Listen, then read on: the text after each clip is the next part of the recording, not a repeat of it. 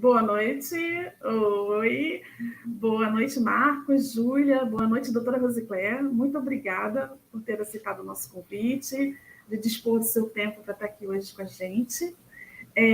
Nós estamos na 12ª edição do Conversando no Micromeio, com muitos assuntos, diversos assuntos relacionados à microbiologia. Esses assuntos estão todos gravados no nosso canal do YouTube. E eu queria dizer para vocês que eu sou bióloga e me chamo Janaína. E hoje vou falar rápido para a gente ter uma grande live hoje de um assunto que a gente discutiu aqui. A gente sempre fala isso, né, Marcos, Júlia? A gente sempre volta a discutir alguns assuntos, mas sempre com um foco diferente. A gente sempre aprende alguma coisa. Então, hoje, a Júlia vai falar, o Marcos vai apresentar a doutora Rosicléia para a gente conhecer um pouquinho mais do trabalho dela e da experiência que ela vai trazer para a gente hoje aqui. A Júlia... Oi. Oi, boa noite. Boa noite a todos. Meu nome é Júlia Rodrigues, eu sou da parte de informática aqui do Micromeio. Hoje está na live ajudando com as perguntas, então quem tiver dúvidas, quiser mandar mensagens, só enviar para o chat que a gente responde vocês.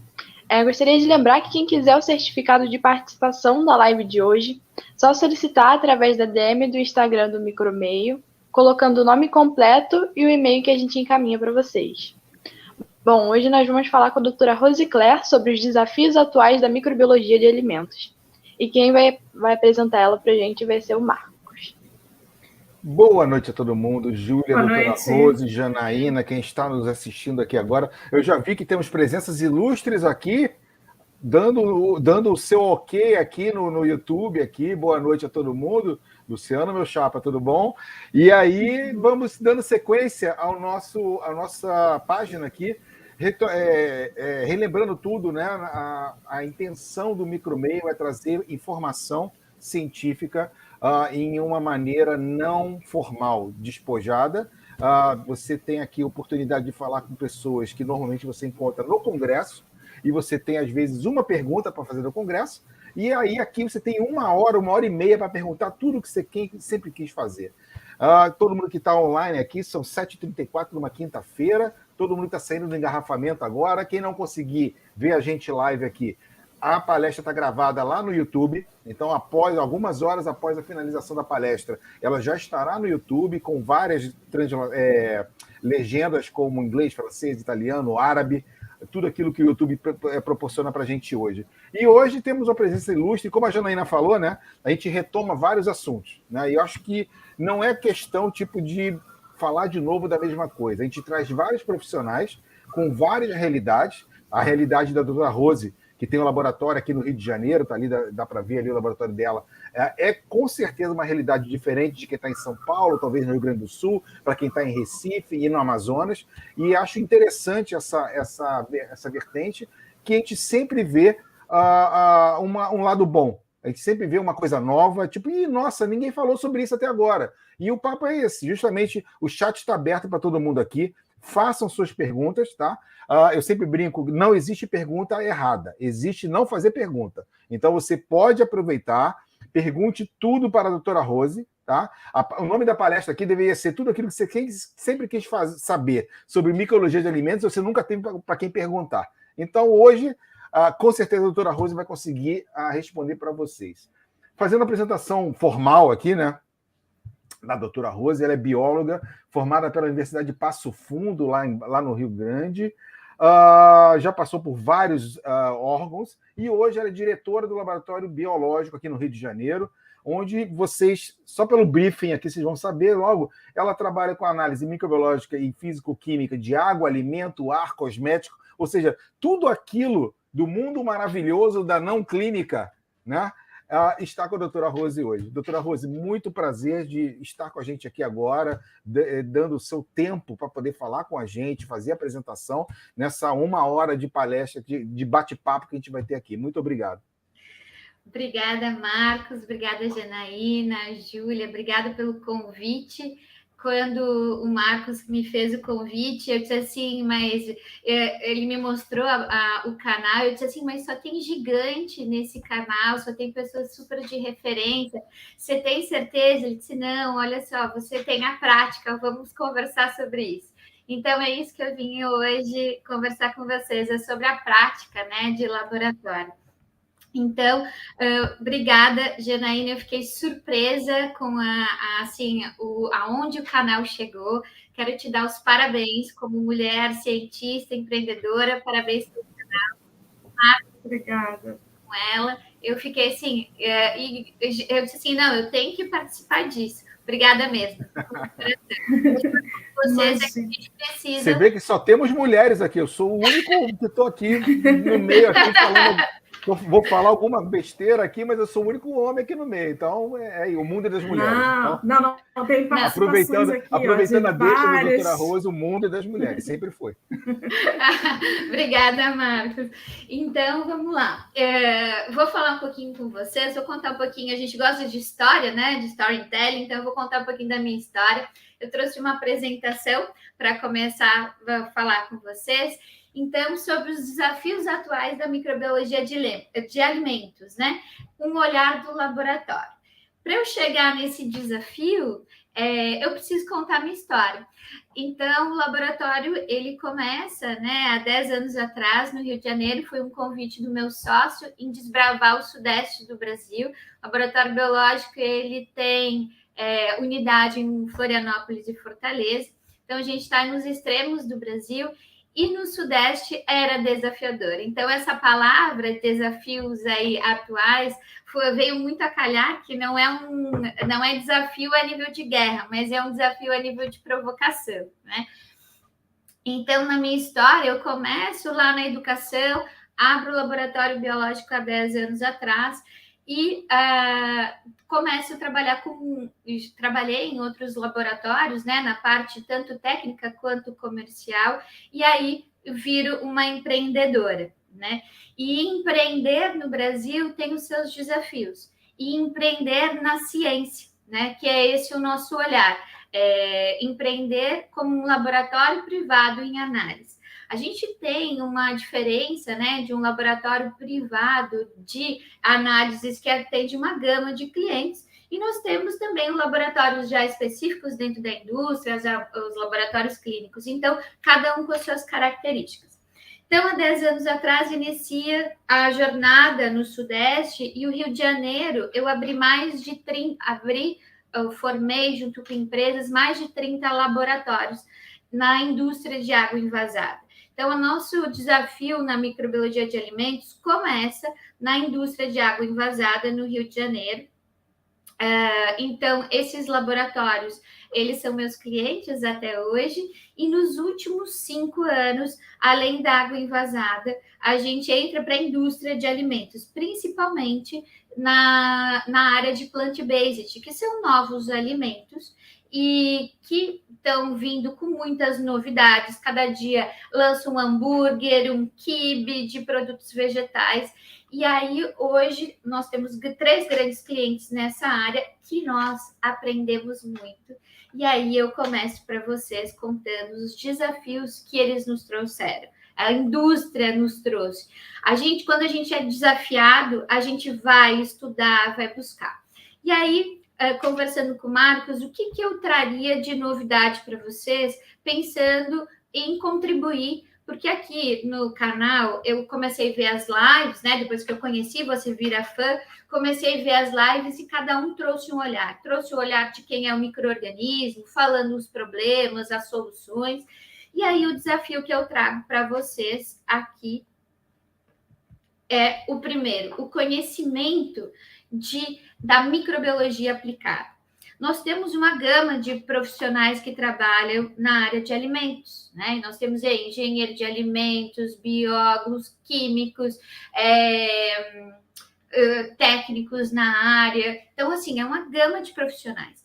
E o primeiro desafio que a gente vê no laboratório, principalmente na área comercial, é o profissional entender aonde que se aplica a microbiologia, dentro do processo da planta da indústria.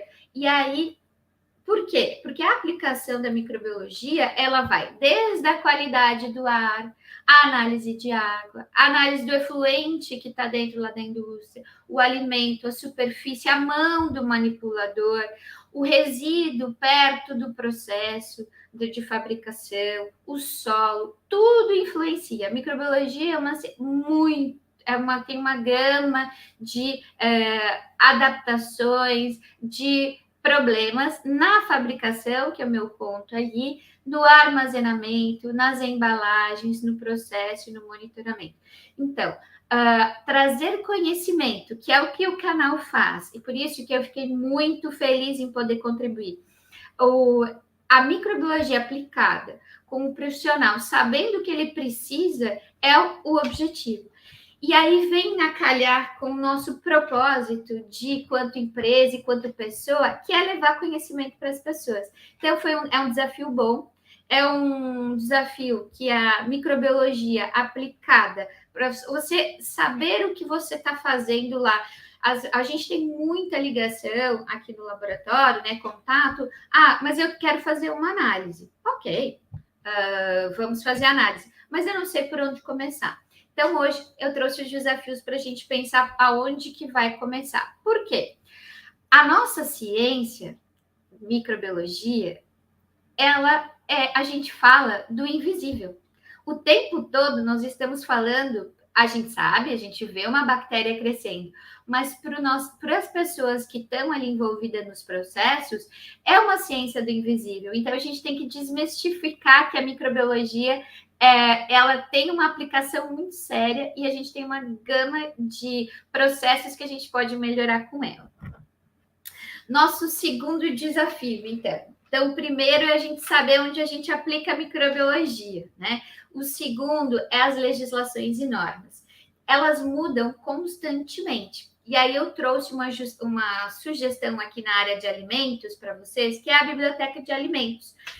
A Anvisa tem lá no site dela, se você escrever Biblioteca de Alimentos, tem um livro que diz toda a parte de microbiologia, de embalagens, de rotulagens, de tudo que se fala sobre alimentos, tem na Biblioteca de Alimentos, que é um livro, e ela é atualizada periodicamente. Então, quando a gente tem alguma dúvida, então, vamos lá, eu sou um profissional da indústria de alimentos. Por onde eu começo a minha análise, né? Que normas eu tenho que seguir? A Anvisa já nos diz, eu estou falando de legislação brasileira, né? Na legislação brasileira, a Biblioteca de Alimentos é excelente, porque tem todo o norte para a gente começar na indústria. Pô, será que eu faço teste de embalagem? Será que eu faço análise do produto? Porque o alimento, a gente tem origem vegetal, a gente tem origem animal, tem os novos produtos plant-based, então tem uma gama gigantesca. Então, como é que um profissional vai saber tudo? A gente consegue lá na biblioteca. Trazendo aqui para vocês a legislação atual, então, é a nossa RDC 724, que foi lançada o ano passado, junto com a Instrução Normativa 161. Essa é a nossa Bíblia, né? No Brasil, nossa Bíblia em relação à análise microbiológica de alimentos. Então, tudo que a gente precisa, a gente vai na Bíblia, na Instrução Normativa 161. E ela também é atualizada, justamente ela é uma instrução normativa, porque ela é atualizada constantemente. Então, o profissional e a gente, quanto laboratório também, nós temos que estar nesse desafio de atualização de legislação, porque a gente tem clientes ainda que solicitam análises, como está já lá no POP, né, escrito no procedimento padrão lá da empresa, está uma norma, só que ela já atualizou há 5 anos.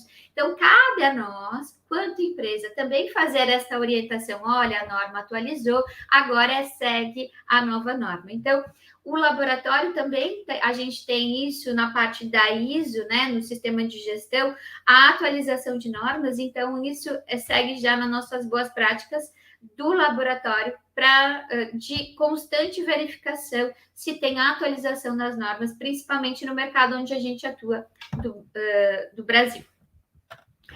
E aí começa. Então, eu já sei que eu preciso saber lá da microbiologia aplicada, existem as normas. Oi, Marcos? Deixa eu tirar meu som, agora sim. Antes de entrar, só eu queria aproveitar o gancho daquilo que você falou.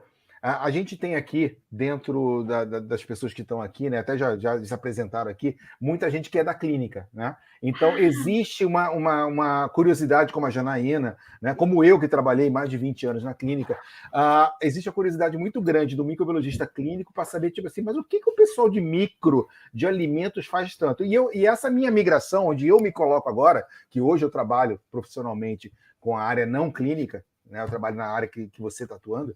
A primeira coisa, até falei com isso quando a gente estive no laboratório, né? Nossa, mas é muita norma, é muita regulamentação. Tipo assim, muito mesmo. Só para você explicar para todo mundo que está aqui, que era uma dúvida minha, né? A gente, quando pensa em clínica, a gente pensa em Anvisa. Quando pensa em não clínica, a gente pensa em MAPA, que é o Ministério da Agricultura. Faz um briefing rapidinho, assim, só de aonde é a função da Anvisa e aonde é o MAPA, que é o Ministério da Agricultura. Isso, o MAPA, ele regulamenta todos os processos, né, de produção de alimentos do Brasil. E aí, a Anvisa cuida da parte de boas práticas, né? Então, ele regulamenta. Então, eles andam juntos, eles não andam separados. Então, toda a fiscalização existe uma fiscalização da vigilância sanitária e existe uma fiscalização do Ministério da Agricultura. Então, eles andam juntos e as normas e os dois têm normativas. Então, para a indústria de alimentos, eles têm que olhar dos dois lados. A gente atuando muito na parte de agora, né, no processo de alimentos plant-based, são alimentos, principalmente na parte de origem animal, a gente tem CIF, tem vários órgãos regulamentando, municipal, estadual e o federal, que é o MAPA. Então, quando você atua, né, são duas fiscalizações diferentes e são órgãos que eles têm que atender com requisitos, né? Então, por exemplo, o MAPA tem requisitos próprios de, inclusive, metodologia, em alguns casos. O ano passado, até eu teve uma indicação do MAPA falando sobre laboratórios de autocontrole, né? Que eu vou falar posteriormente para você sobre a ISO 17025, que é uma prerrogativa de você verificar a qualidade de um laboratório. E aí o MAPA para laboratórios, então, poxa, todos os laboratórios, por exemplo, da indústria teriam que ser acreditados pela CGEC, Metro, né? Aí a premissa é que o de autocontrole não é necessário, mas obviamente que você tem que ter um controle de boas práticas para que você tenha aquele resultado seguro. Mas a gente vai falar em seguidinha, mas é isso, os dois têm normativas que a indústria segue, tanto a parte de boas práticas da vigilância, e aí vai ter as RDCs, quanto as instruções do Ministério da Agricultura. Legal, também. Obrigado. Que aí contextua para todo mundo que está... Legal. O mundo da micro é muito grande, então é só para quem não está envolvido com isso. Obrigado. E a parte... Desculpa, só mais uma observação, porque perguntaram se, no caso, os laboratórios, né, usam a farmacopeia. Se vocês usam a farmacopeia, a pergunta foi assim. Sim, a farmacopeia é utilizada pelo laboratório de análises ambientais e alimentos, dependendo da matriz, né? Então, por exemplo, na farmacopeia a gente busca os ensaios para cosméticos, a gente busca para água de reagente, para teste de esterilidade de processos, mas para a parte de alimentos, não usamos nenhuma metodologia da farmacopeia, né? Porque aí já tem normas internacionais, ISO, para que a gente use na parte de alimentos. Mas quanto ao laboratório ambiental, a gente utiliza a farmacopeia, mas para outros ensaios. Né? Aí, voltando aqui para complementar, e aí a diferença do laboratório clínico para o laboratório de análises ambientais e de alimentos. Surgem as perguntas. Bom, eu já sei onde se aplica, eu já sei onde é que estão as normas, e agora? Eu vou mandar o meu produto para o laboratório. E aí, se fosse uma análise clínica, eu vou lá e coleto sangue. Mas como é um alimento, eu tenho que saber que quantidade de amostra eu vou mandar, como é que eu vou coletar essas amostras, como é que eu vou enviar essas amostras para o laboratório. Então, vamos lá, quantidade de amostra. A gente depois vai falar um pouquinho sobre a 161, a instrução normativa. A quantidade de amostras já está na legislação, tem uma prerrogativa lá. Agora, a coleta das amostras. Poxa, eu tenho uma embalagem de 200 quilos. Eu vou mandar a embalagem de 200 quilos para o laboratório? Quanto que eu vou mandar? Se aquela embalagem de 200 quilos, ela é um insumo, se ela é um produto, então, como é que a gente faz essa coleta, né? Então, existe a gente aqui, né, no laboratório, a gente tem sacos específicos para coleta de alimentos, então, sacos estéreis, que passaram por óxido de etileno, enfim, né, por um processo, para a gente garantir que a gente não vai contaminar a amostra. Então, quando a gente abre aquele saco de 200 quilos, aqui, por exemplo, a gente conversa muito para o cliente, então a negociação ali comercial para entender o processo é muito importante. Então, às vezes, os laboratórios, eles acabam sendo chatos, né? A gente briga, o cliente, mas eu só quero fazer análise, você está me perguntando muita coisa. Mas é necessário. Por quê? Porque a gente precisa conhecer o processo. Se eu posso ir até o local e fazer uma coleta segura lá no ambiente da fábrica, ou se eu tenho que trazer esse alimento para o laboratório partilhar a amostra aqui. Então, essa conversa, o tamanho de embalagem, se isso vai ser mandado para o Brasil inteiro ou vai ser regional, tudo isso no estudo, na conversa, a gente tem que conversar com o cliente para a gente ser assertivo nesses pontos de quantidade de amostra, como é que a gente vai coletar e como é que eu vou enviar essa amostra para o laboratório. Então, como é que eu envio? Se eu tenho um produto congelado, o envio para o laboratório é nas mesmas condições que está no rótulo. Então, se eu tenho, está escrito lá, menos 18, mais frio, poxa, está no rótulo, então para o laboratório eu tenho que mandar com gelo seco. Como é que eu vou garantir o menos 18? Uma câmera climática, né? Se eu tenho um carro que transporta, aí tudo bem. O laboratório, da mesma forma, como é que ele transporta essa amostra do cliente até o laboratório para garantir a segurança dos resultados e garantir que essa amostra não sofreu nem uma interferência para os ensaios serem realizados. Então, como é que se envia a amostra para o laboratório? Nas mesmas condições de comercialização, quando é indústria, e quando a gente por exemplo, a gente vai partilhar essas amostras, aí a gente vai ter que olhar alimento por alimento. Mas, de um modo geral, da mesma forma que ele é comercializado.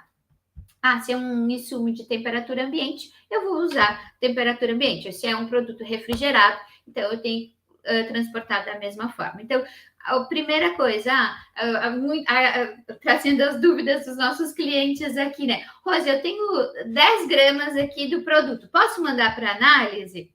Poxa, 10 gramas, só a salmonela 25 gramas, né? Como é que eu vou fazer esse ensaio com 10 gramas? Então, de prerrogativa, tem algumas normas internacionais, já dizem que a gente tem que mandar para o laboratório no mínimo 200 gramas da amostra. Então, às vezes, eu tenho lá um saquinho de maçã desidratada, ele tem 25 gramas, então eu tenho que somar a quantidade de 25 gramas até 200 para formar uma única amostra e mandar. Água envasada. Eu só quero mandar uma garrafa para a água envasada, ela vira um alimento.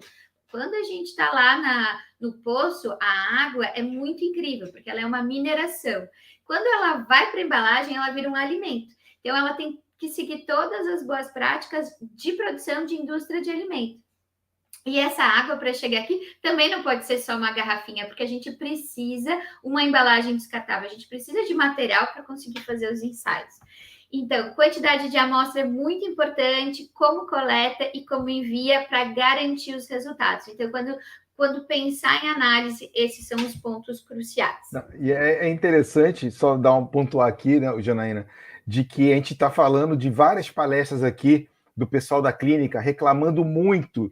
Tipo, a minha amostra vem errada, o pessoal da veterinária, nossa, eu lembro da palestra da Rose aqui, da Rosemary, falando assim, mandam tudo errado para mim, mandam fora do gelo, ou seja, não tem jeito. O pré-analítico na microbiologia, seja ela de alimentos, ambiental, veterinário, clínica, se você começa pelo pré-analítico todo errado, vai tudo errado. Então, tá vendo? A mesma coisa. Quanto que eu tenho que mandar, como que eu coleto, como que eu envio, as mesmas dúvidas. Exato. E é isso, eu acho que é em todas, né? Todas as áreas, eu tenho algumas áreas na parte clínica também, amigas nessa parte clínica, todo mundo briga com isso. E por isso que eu trouxe, é um desafio para a gente resolver. Então, quando o profissional pensar em mandar a amostra, primeiro precisa da orientação. E aí, o laboratório que vai ajudar nesse processo. Volta tudo aquilo, né? Que a gente sempre, durante os anos de trabalho da gente, é fácil você culpar a metodologia lá no final.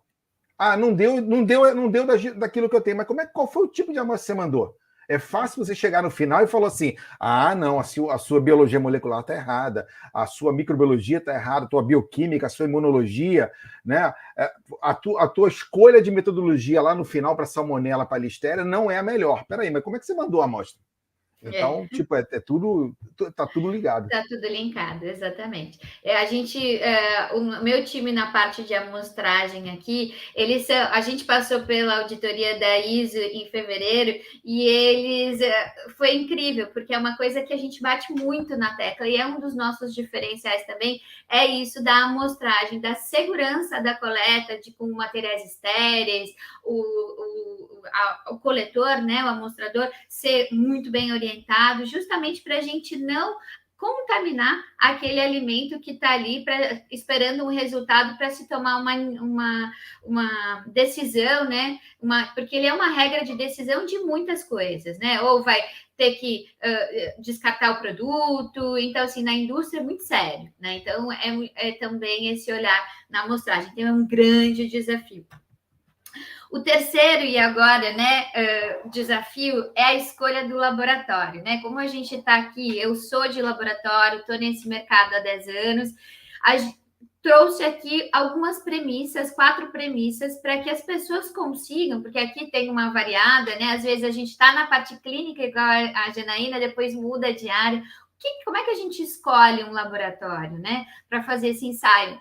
A gente, então, falou lá, primeiro, a gente tem que saber a microbiologia aplicada, usando o canal aqui com todas as informações, a gente sabe da norma, a gente sabe como é que manda, mas como é que eu agora escolho, né? Então, a escolha de um laboratório, ela primeiro tem que ser verificada se o laboratório tem um sistema de gestão de qualidade, um sistema de qualidade implantado.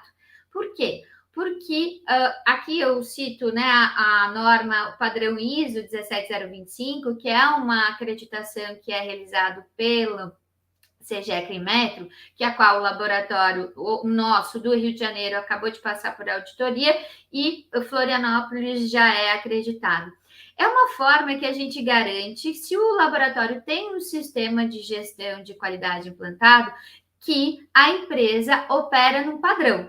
Existe padrão global, tanto aqui vai usar a metodologia e vai seguir os princípios da norma.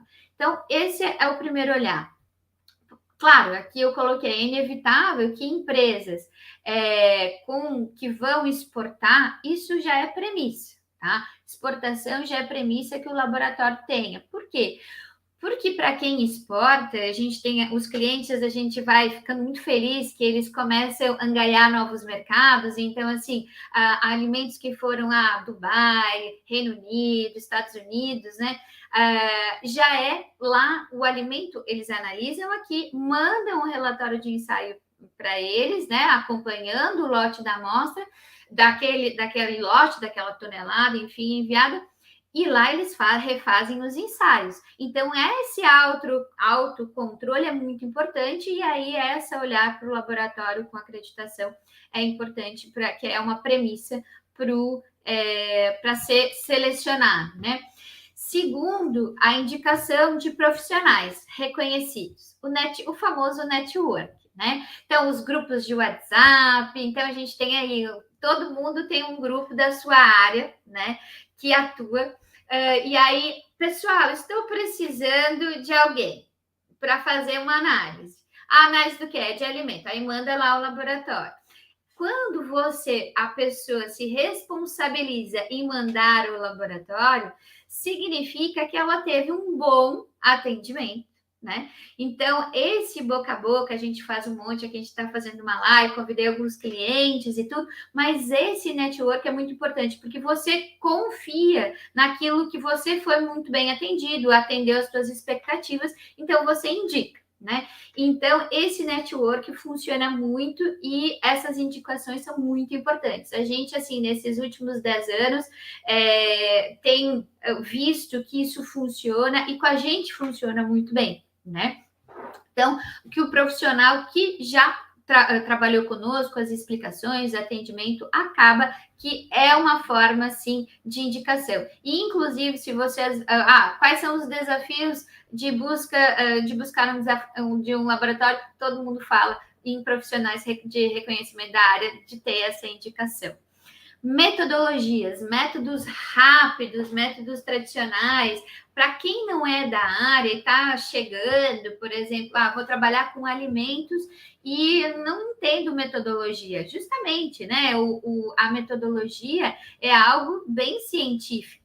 E aí ela é um ponto de decisão dependendo do processo. Então, os métodos rápidos e métodos tradicionais, então métodos rápidos ou alternativos, que são métodos mais para a indústria de alimentos, é tudo rápido.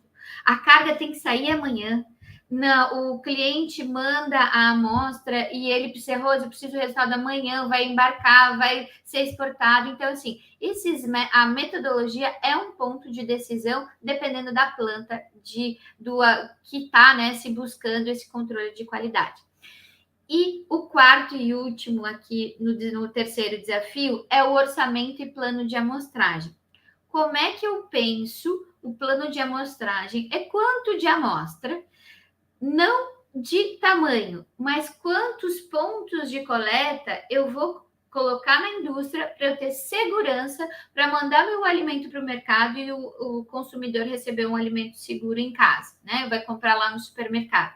Esse plano de amostragem é o que define o orçamento, né? Porque se eu coleto, por exemplo, uma amostra representativa de um lote, que a gente vai falar em seguida, ela tem um custo, mas se eu mando uma amostra, ela tem outro. Então, é um fator de decisão. O plano de amostragem, as metodologias, uma indicação e a qualidade do laboratório. Então, aqui no terceiro desafio, eu trouxe o norte para a gente conversar e indicar como que vocês selecionam, não só ao qual hoje eu sou sócio, mas assim, qualquer região do Brasil, né? Como é que você faz essa apuração? Doutora Rose, baseado nisso que você apresentou agora, me veio aqui uma pergunta. Existe na área de micro de alimentos ainda o laboratório curioso, um laboratório que é aberto, que não segue essas premissas e que oferece serviço no Brasil? Porque na área clínica, se eu falar da área clínica há 25 anos atrás, né, quando eu comecei lá em 96, de vez em quando eu me sentia jesuíta da micro, porque eu ia em cada laboratório que eu ouvia cada barbaridade, né, aí é uma outra live. Identificação no cheiro, identificação no feeling, o cara botava a mão na placa, é uma E. coli. Eu ficava assim, Jesus, o que eu vim fazer aqui? Então, era isso, na clínica. Mas de um tempo para cá, né, depois desse tempo todo, a Anvisa teve uma atuação muito maior, ou seja, os laboratórios que eram não qualificados, eles acabaram sumindo do mercado, simplesmente acabaram. Na área de indústria de análise de alimentos, existe ainda isso? O que acontece no mercado hoje é que a gente tem laboratórios ambientais, né, que atuam, por exemplo, de análise de água, análise de superfície, mas não atuam nos procedimentos, nas normas de análise de alimento. Então, só que eles, obviamente, vão ter expertise, tem um profissional, né, um microbiologista, que tem expertise de verificar procedimento. Nada mais é que um procedimento, os laboratórios, a gente segue procedimentos, a gente não inventa nada. Tudo que os cientistas fizeram lá na universidade, validaram nas normas internacionais, é o que a gente aplica aqui. Nós somos executores de normas técnicas o tempo todo. Então, todo laboratório tem condições de fazer o ensaio.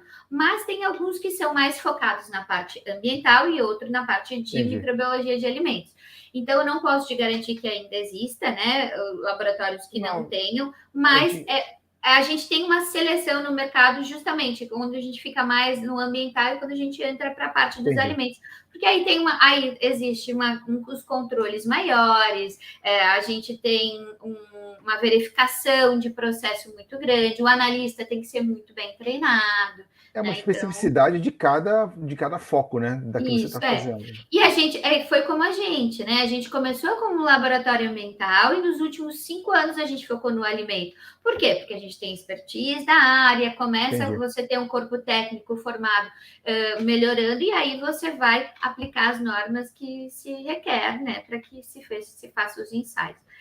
Ficou pequeno aqui na metodologia, mas depois vocês têm a fonte 161, eu não sei se as pessoas conseguem ver muito bem, mas na 161, que é a Instrução Normativa de Alimentos, por que eu quis trazer aqui falando sobre metodologia né?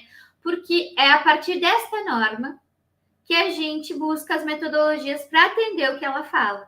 Então, a gente não inventa nada. Então, lá na 161, por exemplo, se vocês olharem no 22A, a gente tem os micro-organismos. Agora eles apareceram aqui, que eu ainda não tinha mostrado nenhum micro-organismo. Salmonella, Bacillus cereus, Clostridium, Enterococcus, E. coli.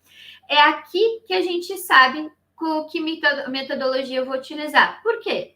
A salmonela, eu posso fazer um teste de presença e ausência. Tá aqui, ó, a resposta dela. Então, se é presença e ausência, eu posso fazer um teste qualitativo. Se eu vou fazer uma análise que é um teste quantitativo, que é o caso do Bacillus cereus, eu tenho uma potência aqui, 10 na 2, 10 na 3. Então, eu preciso analisar, fazer um ensaio quantitativo. Então, quando a pessoa vai selecionar o laboratório, não posso ter só a presença e ausência do bacilos, porque a norma me indica, obviamente, eu tenho, não tenho, mas se a norma me dá uma potência, já é uma forma de seleção. Então, aqui a gente trouxe uma sugestão, né, de como você avalia, né, o laboratório. Então, métodos quantitativos, qualitativos, presença e ausência, métodos rápidos ou tradicionais. Lembrando que métodos rápidos ou alternativos, métodos cromogênicos e tudo, ele é um teste presuntivo. Mas na norma aqui também diz que o Bacillus cereus pode ser presuntivo aqui, não precisa ser um teste confirmativo. Então, por quê? A gente já teve aqui resultados, né, de cliente exportação, por exemplo, quando é feito ensaio lá, é feito em testes rápidos, né? Então, sai um equipamento e aí depois é feito o método tradicional, caso isso positivo, para ser mais rápido, né? Então, nós já vimos assim, o Uruguai faz isso, e a gente acompanhou isso de cliente. Então, isso é interessante. E aí, esse é o método de seleção. Métodos rápidos e alternativos, é a triagem, teste presuntivo. Obviamente, se aparecer na amostra, eu já tenho que tomar ação imediata dentro da indústria. Eu não quero ele, eu estou buscando para não ter, né? Então, se é um teste presuntivo, eu já tomo atitude, já vou verificar de novo, fazer esse ensaio de novo, ver o outro lote, foi algo pontual, porque a ação tem que ser rápida. Por isso, porque a indústria é muito rápida, é diferente de outros setores, a indústria de alimentos é muito rápida, então a gente precisa desses testes, e aí, caso venha aí depois que faz o teste rápido, vai para a confirmação. Então, essa é a diferença. Tá? Que eu gostaria de lembrar, porque às vezes fica nebuloso para os clientes. Tá? E o último desafio, chegando já para o final, é o 4º desafio, a interpretação dos resultados. Por quê? Porque igual a pessoa recebe um laudo como fosse uma análise de sangue.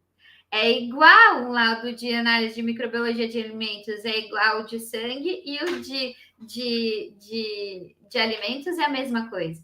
Aqui eu trouxe a observação, né? Então, gerei ele aqui como teste para vocês verem. A gente sempre vai ter um número de sequência, né? Porque a amostra é uma amostra única. No sistema de gestão de qualidade, esse olhar de confidencialidade é muito sério, a gente tem muitas marcas, né? Então a gente vê produtos nascendo que não está na prateleira. Então, quando o produto entra no laboratório de alimentos, ele é um número, né? Ele não é mais uma empresa, ele é apenas um número. Aí ele só é visto no final do processo, né? Quem era o cliente pela parte da qualidade. Então, a gente vai ter os dados do cliente, os dados da amostra, como é que foi coletado, o que foi coletado. A gente vai ter a legislação que vai ser comparada a esses resultados, igualmente lá do exame de sangue, lá que eu tô com glicose 98. Ai, eu vou lá, glicose, mulheres até tal idade é tanto. Ah, tá ótimo, não preciso me preocupar. Na parte da parte de alimentos, água, SUAB, o SUAB não tem referência no Brasil, mas a gente tem algumas indicações de normas internacionais. Todas têm alguma referência, um limite. Então, nós vamos ter a legislação para comparar, vamos ter os micro-organismos, vamos ter aqui os dados, no nosso caso, em outros laboratórios pode ser diferente, mas do controle de qualidade, então, métodos utilizados, o que a gente faz, né, quando que a gente fez, todos esses dados importantes para o cliente verificar, e uma declaração de conformidade, se aquilo pode ou não pode ser consumido. Aqui eu trouxe mais alguns dados aqui para visualização, que eu brinco que o resultado, quando aparece essa potência, deixa todo mundo doido. Mas o que é isso? 10 na 2, 5, 10 na 2, mas posso ter 5 ou posso ter 10? Não sei. Então, quando a gente recebe, né, a microbiologia, ela tem que ser expressa, né, em potência, quando a gente faz testes quantitativos.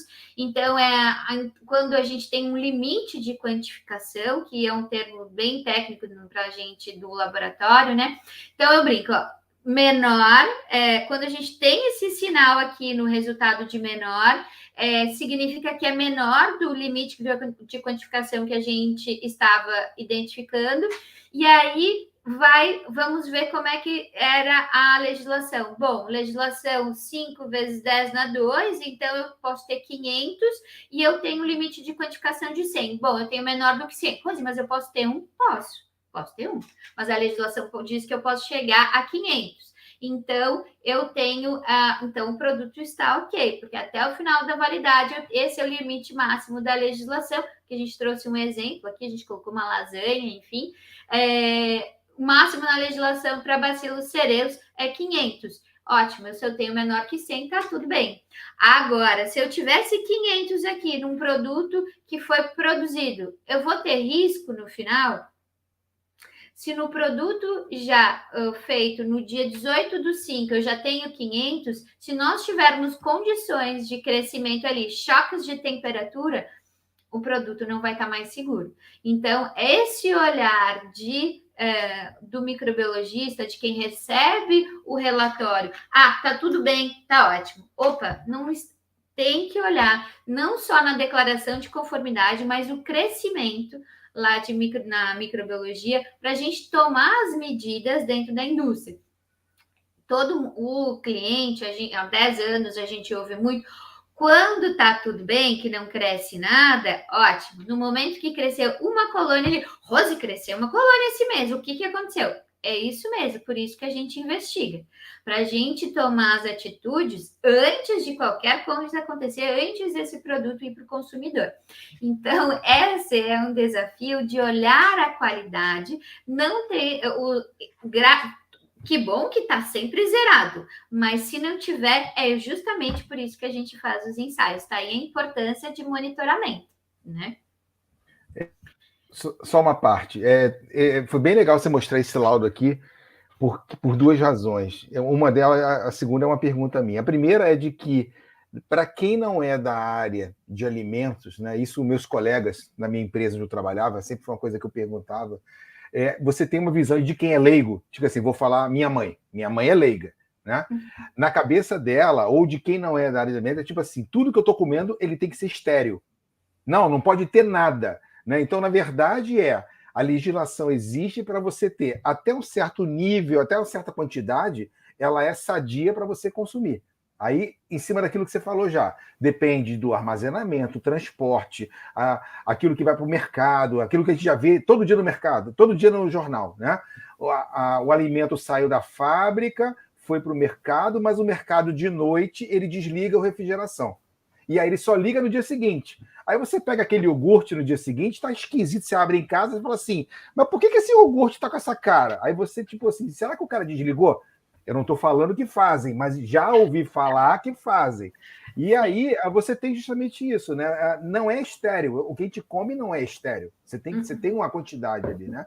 E para isso você tem a definição de metodologias de presença e ausência e metodologias que você tem quantificação, né? Por isso que, para quem não é da área, tipo... eu posso ter ou não ter salmonela, bacilos, vamos falar.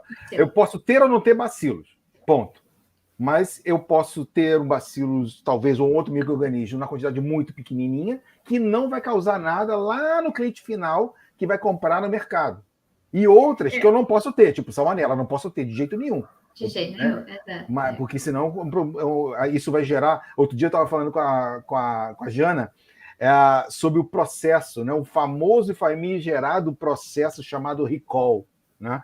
Você fazer um recall dentro de uma empresa, né? Eu já fiz muitos onde eu trabalhei, e na área de alimentos deve ser pior ainda, porque imagina, a capilaridade o produto foi para Manaus até Porto Alegre, né? E em quantidade assim, milhões. Você imagina um leite de caixinha. Eu não estou falando de 100 unidades, eu estou falando de 100 milhões de unidades. E fazer um recall disso é complicadíssimo. Então é bem legal porque existe uma quantificação e eu tenho o laboratório de alimentos, ele trabalha em cima da lei.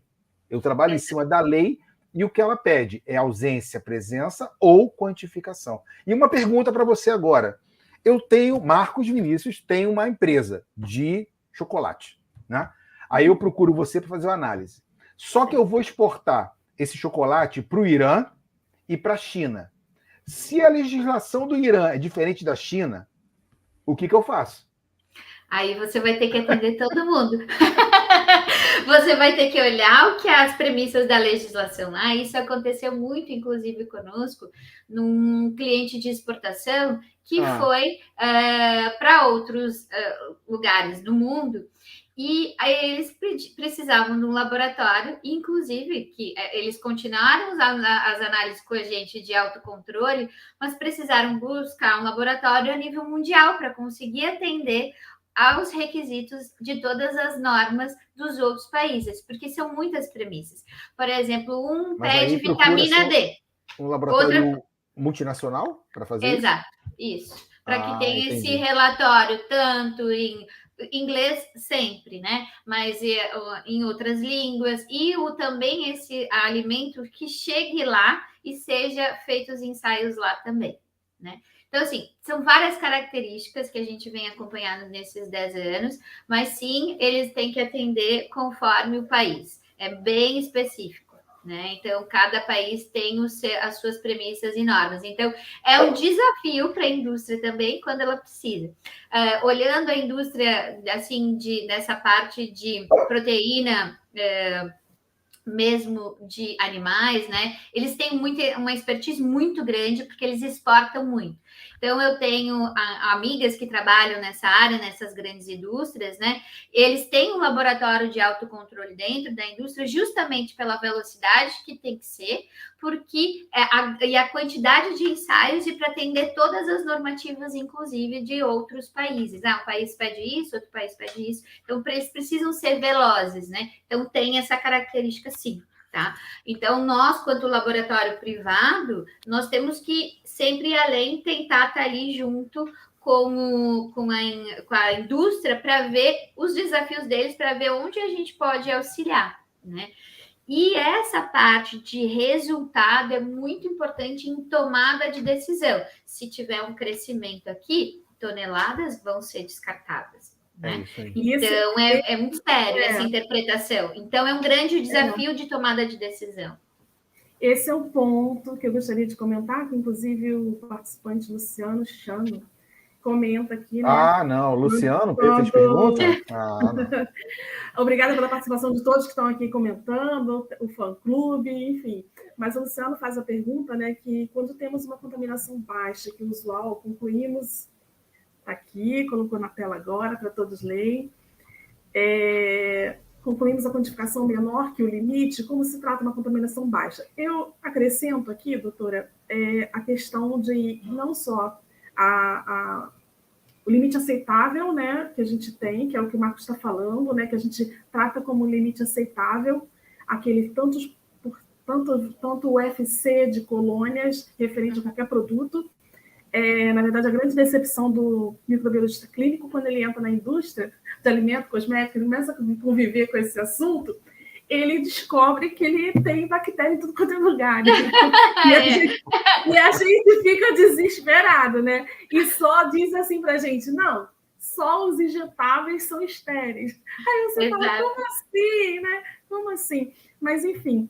Então, assim, como que eu acrescento em relação ao limite baixo a que ele se refere, mesmo sendo um produto, vamos supor, que não deveria ter uma listéria, não deveria ter um bacilo cereus, e tem a quantidade baixa desse patógeno, vamos dizer assim, dentro de alimento, e também que a senhora comentasse a respeito de um laudo não conforme, né? Um laudo de reprovação, como a senhora está falando. O laboratório reporta diretamente ao Visa, isso fica o cliente para fazer essa... Que a senhora comentasse sobre isso, as duas coisas, por favor. Perfeito. Quando a gente fala de um limite menor, na experiência, né, o que a indústria tem feito? Elas têm restringido, se a legislação é de 100 a 500, por exemplo, ela olha para dentro de casa e ver esse limite, se isso vai prejudicar no processo, né, do alimento. Vamos lá, a lasanha, vamos dar aqui. A gente está com limite 10/2 aqui para bacilos.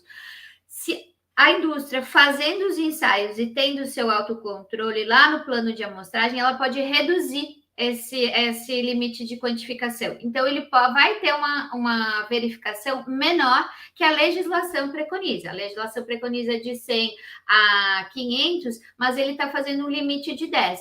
Tem clientes que fazem isso. Mudam o seu para ser mais restritivo, para ter uma segurança maior para o consumidor. Eu consegui esclarecer sobre o limite de quantificação menor? Porque porque o micro-organismo, eu tenho ele ali, né? Ou tenho ou não tenho. Meu limite, pela técnica utilizada aqui, ele vai ter o limite de quantificação, mas eu vou ter que olhar o meu histórico e ver o meu produto, se isso é um fator de risco para que eu diminua o limite de quantificação. Isso é uma das considerações. Quanto a reportar para o órgão fiscalizador, nós somos um laboratório de autocontrole, né? Para a indústria. Não somos laboratório de referência, por exemplo, o fiscal não coleta a amostra e manda para nós. Hoje ainda a gente não tem essa característica de negócio, mas tem alguns laboratórios que são referência do Ministério da Agricultura. Então, nós, quanto laboratório de autocontrole, existe um termo de confidencialidade com a indústria, que a gente faz os ensaios, e esses ensaios só são reportados para as pessoas a qual contratou o serviço. Diferentemente de quando você tem um produto que sofreu uma fiscalização por um fiscal, e aí ele vai lá, coleta a amostra, manda para o laboratório e ele recebe o resultado, já está lá vinculado. Nós temos isso no nosso sistema, inclusive, mas não fizemos isso no Rio de Janeiro. Já passamos isso em Florianópolis, com o órgão estadual de alimentos, que o fiscal coleta e a análise vai diretamente para ele. Aí sim é ele que é informado e toma as medidas cabíveis. Mas nós, a empresa, quando contrata um laboratório de alimentos, ela quer vender um produto seguro, então ela vai testar. né? Então, o objetivo, se ela está fazendo teste, eu vou deixar, a gente faz um monte de teste aqui, Rose, vamos muito teste de shelf life, nós vamos deixar em refrigeração 6 dias, depois congelamento, vou botar, não, é um produto para ser congelado, nós vamos deixar 3 dias em refrigeração. Ah, não passou, a microbiologia aqui vai explodir, teve crescimento e tudo, mas isso são testes, então a gente está fazendo testes de autocontrole, então não tem como eu informar para o fiscal, olha, isso não funciona. Conseguir fazer essa diferença, Jana? Sim. Perfeito. E o atendimento, assim, eu sou vamos supor, uma pequena empreendedora que comecei a fazer algum alimento em casa e quero fazer essa análise. Eu posso contratar o trabalho de vocês, manter isso em segurança, não precisa ter um tamanho de empreendimento, no caso a gente está falando de indústria, né? Sim. Mas não precisaria. Eu poderia, como uma empreendedora, faço brigadeiro, né, Júlia? Que é ótimo. Eu pensei nisso. Tá vendendo brigadeiro, Janaína? Faço brigadeiro. Não tô. Não dá certo brigadeiro. Estou fazendo brigadeiro e eu quero comprovar as boas práticas ali realizadas, a qualidade desse trabalho, para apresentar o produto de uma forma que, né, seja melhor vendido, melhor aceito. E aí eu posso contratar o trabalho. É isso? Pode. Dependente do tamanho da empresa. Não depende do tamanho da empresa. O brigadeiro, ele tem um alto teor de açúcar e é ótimo porque ele não cresce muita coisa, ele é excelente, então a gente tem uma segurança muito boa em brigadeiro. Mas a gente pode fazer o teste de prateleira dele, que a gente chama de shelf life, para saber quanto tempo eu deixo lá na gôndola do mercado, né? Já ele produzido artesanalmente é possível também ser feito. Então, a gente recebe aqui diariamente muita questionamento sobre isso, sobre tempo de prateleira. E o tempo de prateleira, ele não é só uma análise microbiológica, né? Ele envolve o teste sensorial, atividade de água, pH, teste de oxidação, teste de ranço. O shelf life, ele não é apenas uma análise que a gente está vendo aqui. Ele é um complexo. Vamos lembrar que tem físico, químico e o biológico. A gente está falando aqui muito focado no biológico, né? Que é a área que a gente está aqui.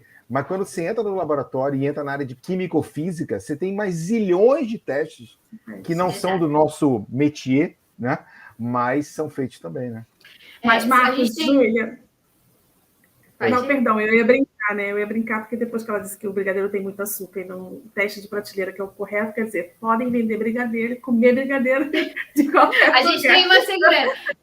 Ele passa por uma temperatura ali em alta, a gente já fez aqui testes de caldas, brigadeiros, de tempo de prateleira, é legal, a gente fica muito feliz, né? Porque aí o laboratório clínico que vai agradecer, vai fazer depois todos os testes lá, depois que você comeu tudo isso, você vai para o hospital e ele vai ficar super feliz em fazer uma bateria gigantesca para você, vai ficar super feliz. Exato, são alimentos assim que tem, né? A gente sabe que tem uma atividade de água menor, enfim, que vão ter inclusive um shelf life maior. E aí a gente vê muito o tempo de prateleira, o cliente ele quer a resposta imediata, né, em tempo de prateleira. E não depende só dos micro-organismos, né? Tem um contexto geral do alimento, tem que ver a embalagem, só que é um teste para redução de custos de processo, né? De tempo.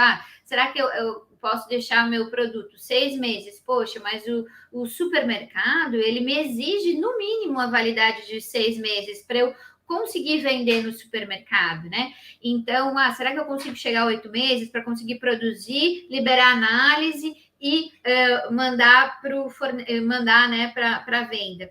Então, tudo isso reduz a microbiologia aplicada, ela reduz muito o custo na indústria, que é excelente. Então, esse olhar que não é só um custo, né, de qualidade, além dessa parte científica, todo esse processo, ele traz um ganho para a indústria muito grande de redução de custo, redução de desperdício, enfim. Então, ele cuida tanto do produto quanto seguro, quanto reduz. Então, a microbiologia aplicada é importante. Até a economia de escala, porque, na verdade, em cima de tudo isso que a doutora Rose está falando, a indústria determina qual é o meu tamanho de lote. Eu posso fazer um lote de 1 milhão, 10 milhões?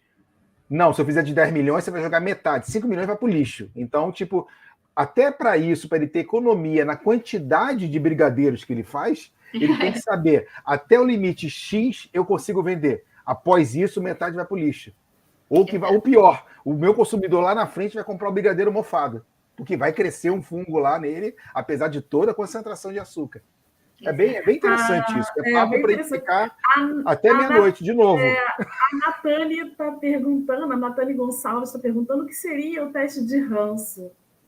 Ele tem, quando a gente faz, quando essas oleaginosas, quando a gente compra esse pacotinho, né, que vem as sementes, vem castanhas e tudo, existe um teste de oxidação dessa gordura. E se vocês gostam disso, e eu sou uma consumidora, eu abro e fico muito chateada e eu mando para a indústria, tá? Porque assim, eles não estão fazendo o teste dessa oxidação, porque você come e sente amargar o alimento. Então, isso exato. Isso é um teste que os laboratórios fazem, né? Além da parte microbiológica, não é um teste microbiológico, é um teste físico-químico, mas é importante para você validar esses produtos.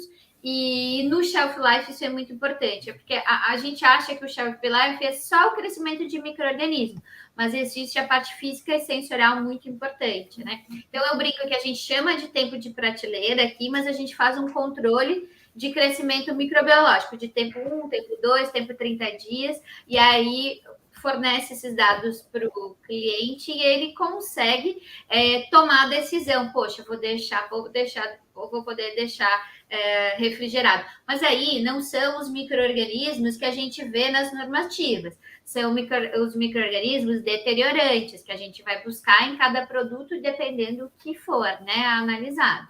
Então... Pode falar, não, pode falar, pode concluir.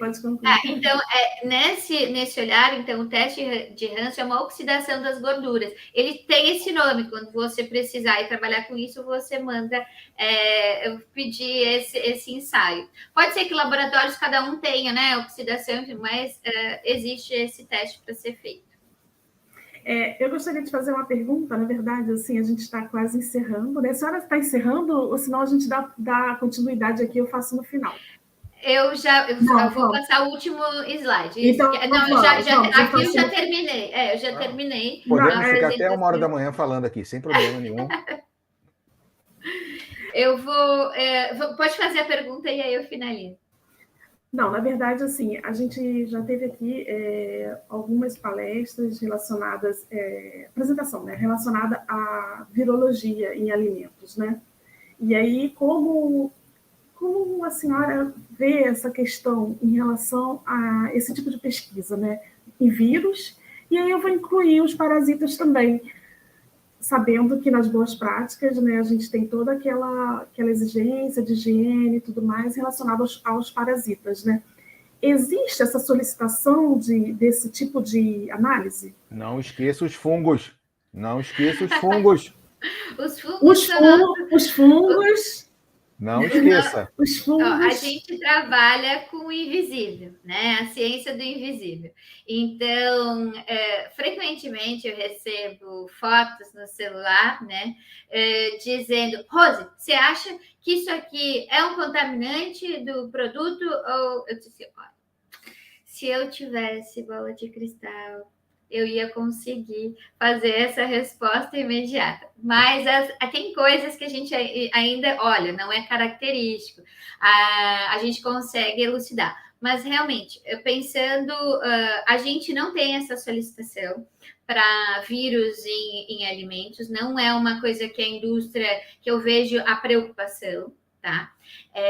Mesmo porque tem toda uma gama aí, porque ele precisa de uma célula, enfim, para que seja para desenvolver. Na parte de água, a gente tem algumas coisas de virologia, mas não desenvolvemos nós, né? Laboratório não desenvolvemos. E a tua pergunta era sobre vírus, sobre... Parasitas e os fungos. Parasitas, muito. Teste de macroscopia de alimentos, né? A gente tem esse teste aqui. Aparecem algumas coisas inusitadas. mas muito reclamação de saque, né, de restaurantes. Então, aí vem o delivery, né? O cliente encontrou um aspecto, era um cogumelo, né? Que estava ali no processo. Então, a gente conseguiu pegar e ver que era uma estrutura, que era porque são coisas assim que acabam. Existe uma normativa, né? Que pode sim alguns alimentos ter pedaços de barata, rato, enfim, mas existe que é uma. Isso é um absurdo. Mas a gente tem que lembrar que a gente traz alimentos do ambiente, né? Então, assim, não tem como. A gente seleciona lá os tomates, agora saiu da Fuji, né? De novo, é a marca que teve, né? Foi hoje. Sim, não foi hoje ou foi ontem? Contaminação exato. na lata de tomate, né? Exato. Então, a gente tem essas coisas, isso para a marca é muito ruim, né? Então, justamente a gente entra num laboratório de segurança alimentar para que essas coisas não aconteçam, né? Então, aí faz a macroscopia. E parasita, sim, é uma das coisas que a gente olha, principalmente a gente trabalha na parte de pescados e eu tenho acabam virando grandes amigas, né? Então tem uma referência muito grande na área, tem uma cliente referência na área de pescados e essa parte, né, de pescados frescos e pescados que passam por ultracongelamento, que o peixe tem um parasita, e quando você passa pelo ultracongelamento, ele é retirado, é visível e ele é retirado. Então, assim, para nós, quanto cliente, não tem demanda hoje de ensaio, mas os clientes, quem trabalha com pescado conhece essa área, mas não é um. Quem sabe daqui a pouco nós vamos ter um laboratório disso também, mas. Nesse novo conceito, né? Que a gente tem da microbiologia atualmente, a tendência é a gente buscar todos os outros micro-organismos, né? E no alimento também. A legislação acho que também não tem, não tem, né? Não, de parasitas específico, eu vou ser sincera, essa que eu estou falando, o 61, não fala nada de parasitas, fala de toxinas, mas não fala de parasitas. Porque é curioso, porque tem um exame dos manipuladores, né? É rigoroso um pouco isso em relação a quem manipula os alimentos dentro da indústria, né? Tem a questão do exame parasitológico, né? E no alimento não se busca, né? E assim, a gente vê às vezes em bactéria, em algumas ocasiões, que você vai fazer alguma análise ambiental de mão e tudo mais, você vê, né, e fala, poxa, a pessoa não, né, você vê o originário dali, uma bactéria que só teria no banheiro, vamos dizer assim, né? Assim, sim, teoricamente. E aí a gente vê essa questão, né? O famoso coliforme, que não deveria estar no seu leite, ele pode aparecer ali, né? Ele pode aparecer. Mas porque muito vem lá do campo, né? Ele inicia lá na ordenha, por exemplo, do leite, tudo. Então, assim, é um rigoroso, assim, eu tenho visto uma vertente, as indústrias mais preocupadas, assim, com todos os processos. Então, a gente tem uma vertente muito grande, principalmente nessa parte de gluten-free, de alergênicos, além da microbiologia, esse cuidado, né, com as pessoas que são sensíveis, essa exposição do rótulo, a nova rotulagem, a gente tem ganhado muito. Então, nesses últimos 3 anos, a legislação de alimentos mudou muito e quem ganhou foi o consumidor. Então, a gente vai ter um grande ganho e eu acho que ao longo dos anos, eu acompanho isso há 10 anos, então tem gente, que, obviamente, né, que acompanha muito mais, mas nesses últimos anos, essa preocupação com o cuidado está sendo muito importante, principalmente dos órgãos como a Anvisa, que são, né, os legisladores para a gente das normas, assim, tem uma preocupação grande. Então, eu termino aqui a nossa conversa com a famosa frase da Marie Curie, que é uma física, uma química, que trabalhou com radioatividade, e ela é uma mulher que foi a primeira a ganhar o prêmio Nobel, né? Então, assim, a gente busca inspiração. E essa frase me inspira. Na vida não existe nada a temer, mas a entender. E um canal Micromeio faz a gente ter esses entendimentos de uma ciência invisível, né? Na mais variada área que é clínica, de alimentos. Então, assim, queria agradecer muito vocês pela essa possibilidade de falar um pouquinho aqui sobre os desafios e que a gente está aqui para entender com vocês e os novos desafios que vêm aparecendo ali. Espero, né, à frente da parte de alimentos, da parte ambiental, estamos aqui para ajudá-los a compreender esse processo todo. Muito obrigada. Temos perguntas. Obrigada. Júlia, temos perguntas aqui que não foram lidas. Deixa eu ver aqui. Tem uma última da Thaís aqui, mas vou deixar ela para depois, que foi a última. Se eu não me engano, tem aqui, ó, no chat aqui, tem o GTA Alimentos. Ela não colocou o nome da profissional. Gleidson, vê se você acha que a pergunta está logo depois do Luciano. Para exportação... RDC... tem outra? Tá. Para exportação são aceitos... Eu falei de chocolate, né? Ela colocou aqui, para exportação são aceitos laboratórios com MAPA ou REBLAS. REBLAS, sim. REBLAS é o órgão da Anvisa que também faz. Quando você tem a acreditação da ISO 17025, é uma das prerrogativas de você adquirir a outra certificação que é a REBLAS, né? Você pode ter o sistema de qualidade de boas práticas validado no seu processo e solicitar o REBLAS também. Aí também tem essa normativa na Anvisa. A REBLAS é da Anvisa, né? Tá, legal. E aí ela está falando que a GTA Alimentos, ela atende. Isso. Ela é a Cândida Marcos, desse GTA Alimentos, que ela mandou o nome dela aqui. Eu não vi. Cândida pelo nosso grupo do Micromeio. Cândida, estou vendo obrigada aqui. por estar aqui. Obrigada por estar aqui. Legal. A Thaís pergunta, né, a questão da cultura das mãos, de profissionais que manipulam as amostras dentro do laboratório de mito ou verdade, né? Na verdade, eu vou fazer só um parênteses, doutora, assim, nos laboratórios ambientais, aí a doutora fala um pouquinho do laboratório de alimento em si, né? Mas nos laboratórios de indústrias que fabricam meio de cultura, existe o monitoramento ambiental, que a gente chama, né?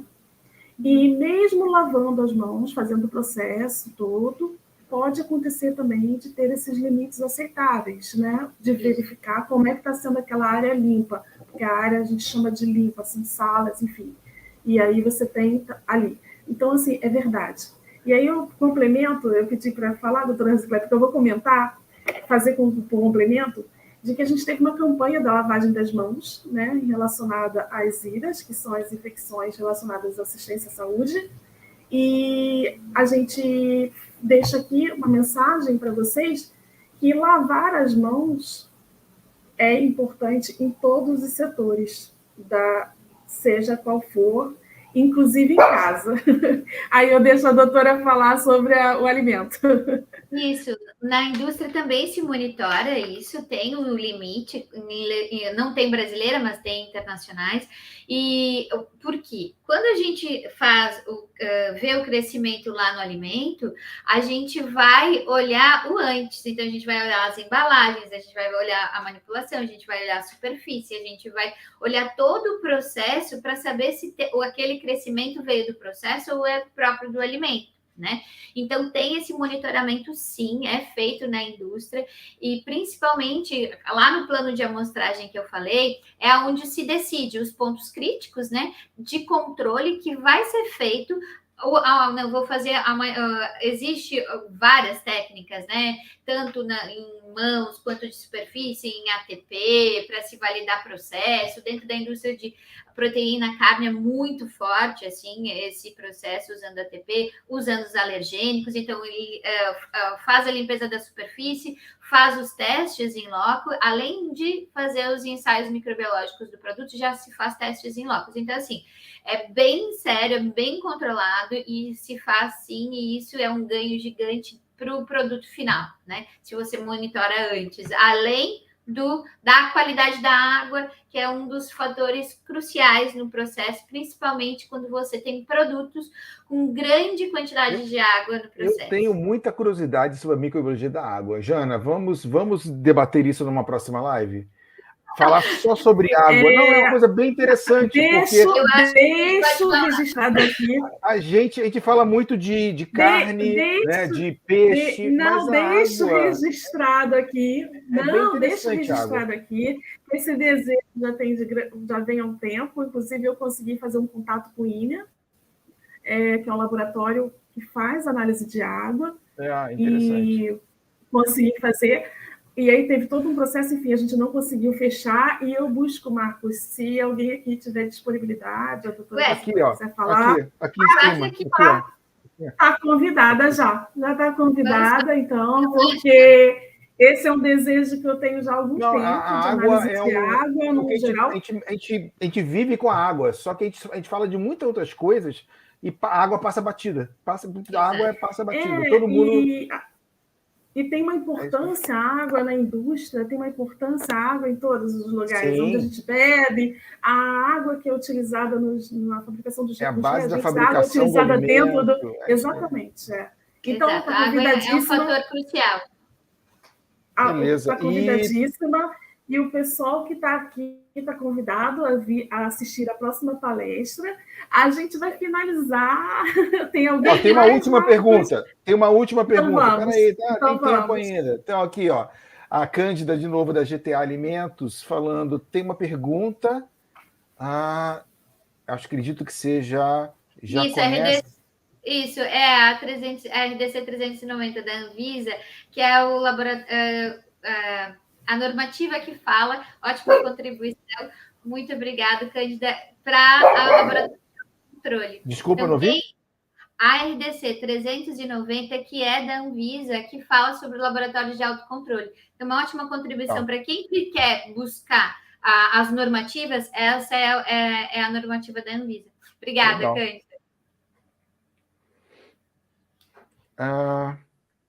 Janaína, fechamos. Gente, a Cândida comentou aqui comigo no particular, convido a Cândida a assistir todas as nossas lives que estão gravadas no YouTube, entre no nosso canal, ela elogiou a palestra. Entrem no nosso canal, quem está aqui e não conhece o nosso canal, tem outras palestras relacionadas a alimentos. Quem perdeu, está tudo lá no YouTube. Está tudo gravado no YouTube. Maravilhosas. Eu assisti várias. Tem microbiologia de tintas, e a ideia essa, o objetivo do Conversando no Micromeio é trazer para vocês para perto da gente, vocês que estão aqui participando, para a gente aproveitar esse momento do profissional que está aqui falando com a gente, né? Que tem todo o conhecimento do que faz, do que está sendo executado, enfim, dos ótimos profissionais que aceitam o nosso convite, né, Marcos? E Júlia. A gente fica muito grato, eu quero agradecer a todos que estão aqui. Doutora Rosicléia, a gente faz uma dinâmica, tá? Eu vou falar alguma coisa aqui, a Júlia dá uns recados, Marcos fala, e a senhora fica com um posicionamento final do que desejar falar, o recado que quiser deixar, pode registrar. Pessoal, eu quero agradecer a vocês por estarem presentes aqui com a gente até esse momento, como diz o Marcos, né? Quem está aqui até agora porque gosta. Não está aqui de passagem, está querendo aprender.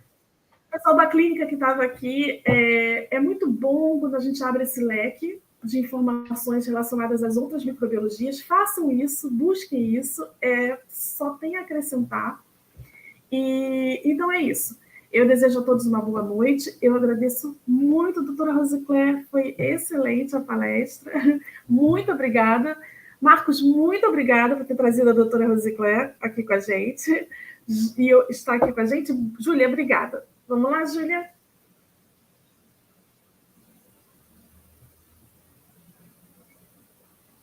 Está sem som, agora está com som. Travou? Saiu o som. A Júlia... Marcos, fala enquanto a Júlia resolve, né? Para a gente não ficar preso. Tá. Bom, Complementando o que a Janaína falou, a gente vai ter palestra amanhã. Amanhã tem mais uma palestra, 7h30, numa sexta-feira. Aí é Highlander, sexta-feira, 7h30 da noite. Para quem não está no barzinho, é para debater microbiologia de novo. A gente agradece todo mundo que está aqui, acho que foi bem legal. O povo que está aqui fazendo comentários é bem heterogêneo, a gente tem de tudo, administração, microclínica, indústria, colegas meus do passado, onde eu trabalhei, eu fico muito, muito feliz com isso. A doutora Rose aqui, que eu convidei, foi uma pessoa que eu conheci esse ano, então a gente batendo um papo em 1 hora, a gente falou de tanta coisa da microbiologia, eu falei, nossa, tem que trazer isso para botar para todo mundo, acho que é legal isso. A gente já teve N palestras de microbiologia de alimentos aqui, desde o ano passado, no meio da pandemia, mas acho que cada hora, como a Jana falou, a gente traz uma vertente um pouquinho diferente. Então, acredito que aqui não chega a ser, não fica uma coisa enfadonha, tipo uma palestra. De novo, a doutora Rose vai falar de salmonela, listéria, Staphylococcus aureus. Não era a intenção, era trazer o outro lado, né? Quando eu falei com ela, eu falei assim, doutora Rose, eu quero o outro lado da moeda, eu quero aquilo que ninguém vê. Quando você abre um laboratório e fala assim, Jesus, fiz um laboratório, o que eu faço agora da vida? Então é isso que eu quero saber. Porque você tem empreendedores, né? Você tem gente aqui que está falando com a gente, que é estudante de micro, ou biomedicina, ou biologia, ou farmácia, ou engenheiro de alimentos, que daqui a 5, 6 anos fala assim, eu quero meu laboratório. E às vezes, às vezes você tem muito isso, você tem a biologia, você tem a micro dentro de você, mas quando você extrapola isso para a área comercial, que você tem que virar administrador, né? A doutora Rose, ela é microbiologista e administradora, né? Eu tenho colegas meus, um colega muito, muito grande meu, hoje que gerencia a rede de hospitais maior do Brasil, e ele é microbiologista, e ele falou, Marcos, hoje eu gerencio até se o papel do banheiro acabou, porque se acabar o papel do banheiro, eu tenho que dizer para comprar, e o cara é micro. Então, você tem que ter polivalente, né, para trabalhar com tudo. Então, acho que ela trouxe um pouquinho, a doutora trouxe hoje um pouquinho para a gente desse know-how do que estar por trás do laboratório.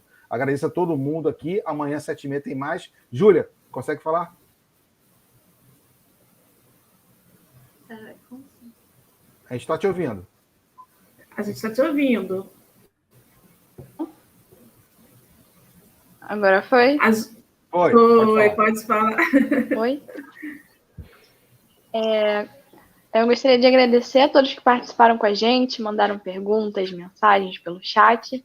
E lembrar que quem quiser o certificado da live de hoje, só enviar pela DM do Instagram do Micromeio o nome completo e o e-mail que a gente encaminha o certificado para vocês. Mais uma vez, gostaria de agradecer e desejar a todos uma ótima noite. E até amanhã. Obrigada, gente. Doutora Rose, a senhora fecha agora. Show. Gente, eu queria agradecer, foi ótimo, muito obrigada pelo convite. Como eu falei, é meu propósito, né? Levar conhecimento para as pessoas, levar esse outro lado, que às vezes a gente fica no nosso quadradinho, né? E partilhar, ter pessoas que trabalham na área, como a GTA, como tem outras pessoas que estavam aqui. Queria agradecer as pessoas que eu mandei o convite, estão aqui, o Luciano deve ter visto também. Muito obrigada pelo meu fã-clube, né? E obrigada a todos vocês que estiveram aqui conversando com a gente, para a gente levar um pouquinho mais dessa ciência invisível, né? Falar sobre qualidade, sobre problemas, sobre desafios e trazer as soluções, né? Então, muito obrigada pelo convite mesmo, de coração. Obrigada. A próxima live, doutora Rosicler, falando de água para a gente, em breve. Combinado. Em breve. Anunciaremos em breve. Anunciaremos. Tchau, gente. Tchau, Júlia. Obrigada. Marcos, obrigada. Tchau, tchau. Boa noite para todo mundo. Até amanhã. Tchau. Tchau.